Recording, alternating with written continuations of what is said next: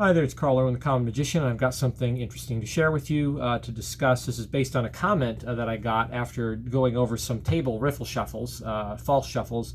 So, of course, I do the zero shuffle. I talked about that some time ago. Recently, we were looking at top and bottom stock retention shuffles, and we were also, which are partial real shuffles. And then we were looking at the push-through shuffle just recently as well. So, in the comments on the push-through shuffle, someone asked about in the hands riffle shuffles. So there are some false in the hands riffle shuffles that I do.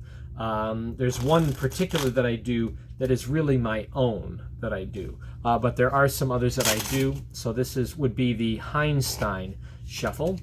And the Heinstein shuffle I'd prefer to do at an angle, mostly because this V pattern that you do for it, where you have a front open V, it exposes the bottom card. So I tend to put it off to the side whenever I do this one. I learned that, and I don't do it much anymore. You can pretty sloppy with it right now, but I learned this from a genie. This is from 2001, April 2nd, 2001. I actually ordered this as a back back volume in around 2003, so a couple years after this was published. Carl Hein teaches it in there, a quick flash of it. So if you want to get volume 64, number 4, April 2nd, 2001, the cover is The Sphinx and the Spy, The Clandestine World of John Mulholland. So that's the edition. I learned it from there. Of course, there's a DVD that Carl Hein put out on that as well, the Heinstein Shuffle. You can learn it there. That was the first one I learned. I used it for a very long time, haven't used it in years. And then after that, I learned the Truffle Shuffle, which is probably the most popular of false shuffles right now. And of course, the nice thing about the Truffle Shuffle is that you can actually weave in the front. Some people are really, really good at the Truffle Shuffle. I tend to do it when I did it, which was a very, very short-lived kind of experience. But when I did it, I tended to, I split the reverse direction so that you don't have to do a cut at the end. The Truffle Shuffle is designed to have a cut after the waterfall. So you weave the front corners, and then, of course, it's essentially just a false cut return. That's the Truffle Shuffle. Again, some people are just really great with that, and they make a very pretty kind of cascade that's hard to detect when they do it well. And then there's the Truffle Shuffle 2.0, which is like Derek Delgadio's Truffle Shuffle and Carl Hein's Heinstein Shuffle, and they meet together. This came out not too long ago. I treat this the same way as I do my Heinstein, where I do a slip cut so that I can do a single shuffle sequence. I prefer to do it that way. So the way this one works is that you weave in the front again, like with the Truffle Shuffle, but then it has properties that are very similar to the Heinstein, where you can, under a cover card, you do the cascade finish. So let me try to do that again, more up to speed. Again, these are not shuffles that I use very much. They're ones that I know enough to talk about, and I have used them at least for a short period of time. The Truffle Shuffle 2.0 probably has the best angles of the three. You can show it more direct or from either side, and it kind of looks the same no matter what you're doing. So one more time. This is Truffle Shuffle 2.0. It's also a little easier to break the weave, I think. On the Truffle Shuffle 2.0, it can give a little bit of a click if you're not careful. But anyway, those are the three. I don't have this in order to prove it, but those were all false. I don't do any of those anymore. When I did do them, it was the Heinstein Shuffle. That was my go-to one. That's the one that I did. And when I did it, it was always standing up. I would hardly ever do it sitting at a table because it was too difficult to manage. Instead, when I was at a table, I would resort to a zero shuffle. That's the one I would choose. Now, this is my false shuffle. Looks like this. This is it, right? And I kind of resorted to this sort of thing, which I'll show you what it is. You riffle off the bottom, half and half, and then you just riffle the top on top of the bottom under a very deep V cover. You can almost do this head on and nobody sees it, right? Keep the thumb in the back and then the thumb comes up to the front for cover, and then this thumb is going to grab the top packet, and I just spring the top packet on top of the bottom one, and it happens in like 2 seconds, right? You get 1, 2, which is really quite realistic. If I really shuffle the cards, it's a fast thing. So this is obviously a real shuffle, and that's how quickly a real shuffle can go.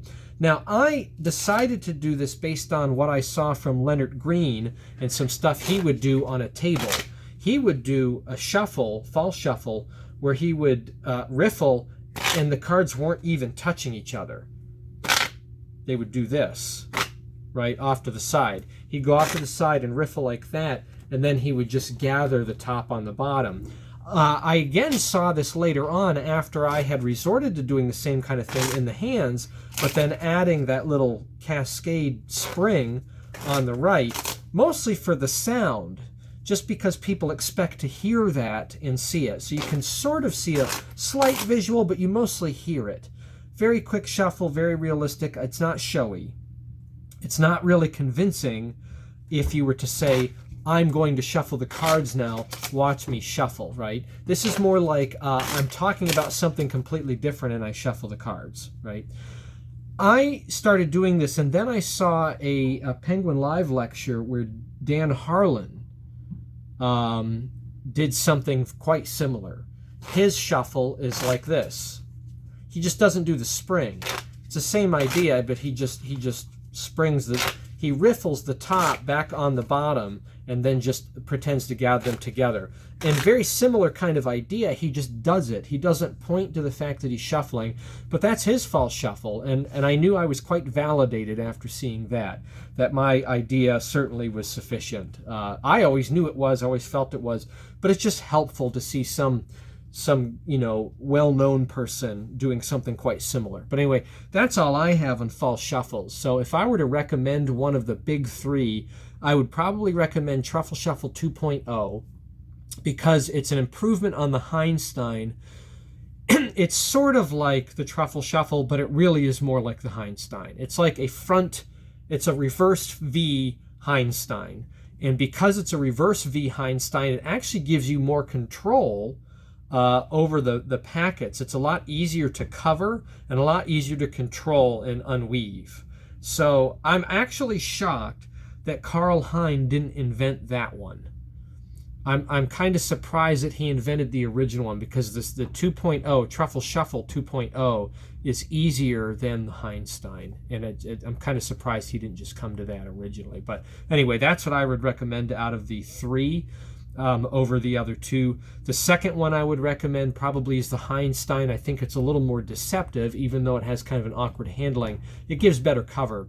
And then the bold one is Truffle Shuffle. And again, some people are really, really good at that one. But the Truffle Shuffle does expose more, I think, than the other two. So, and of course, I recommend above all of that is not making a big deal out of it. Just, the Dan Harlan, the Leonard Green, right? The Carl Irwin. That's mine. You don't have to show the bottom. Now, I can stand and do this. So if I stand and do it in the hands, right, obviously you don't have to see the bottom. Whenever you do it, though, on a table, it can be helpful to just, not throw the cards. It can be helpful to not throw the cards. We'll say that. It can be helpful, I think, to square on the table like that. So you can either Dan Harlan square, or you can Carl Irwin spring and square. The one thing you want to keep a mind on, though, is that bottom card is there. So you're showing the bottom card. Ways to get around that?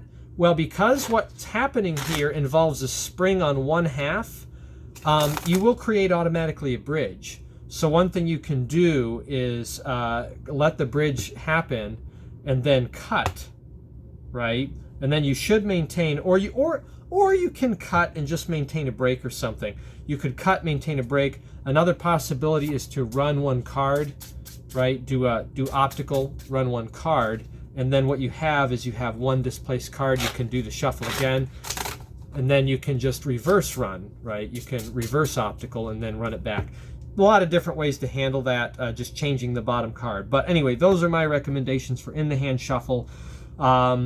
for also the big three, particularly for the Heinstein Shuffle and for the, and I will show you this because this is just my feeling on it, and the Truffle Shuffle 2.0, if you do this variation of it, I recommend a slip cut of the top card. So I riffle off the bottom, my thumb is sitting on the top, and then what I do is I slide out. When I accept the bottom, I slide out the top packet, slip cutting, I can't really show you from an angle, slip cutting the top card onto the bottom. And that means that when I separate the packs, and then I usually do a squaring, that means that this is the top cover card to go back on top of the bottom pack, so that whenever I put them together, it writes that top card. So again, I slip cut, hand comes around, grabs the top card, riffle off the bottom, slide off the top card, and then you can go into either one of those two. It doesn't really matter which one you do, because they're really mechanically the same thing, right? And then the last thing is I kind of recommend that you do these other shuffles that show a lot at a slight cant. If your audience is here, turn a little bit to one side or the other. It just helps to disguise a little bit. Anyway, that's all I got for you on In the Hands false riffle shuffles. If that's your thing, if that's something you're interested in, if you want to maintain a full stack. I don't do it that often because I don't maintain full stacks that often unless I'm using my stack, which isn't that common. I don't usually carry around my stack. I kind of have to be ready to do a couple of tricks from that stack to bother with it. Usually I'm doing some other, retention, where I'm just retaining a packet, a stock from the top into a place or something like that. I'm usually doing incomplete real shuffles is usually what I do. So that's what I got for you on false In the Hands riffle shuffles. Good luck with that. Happy magicking.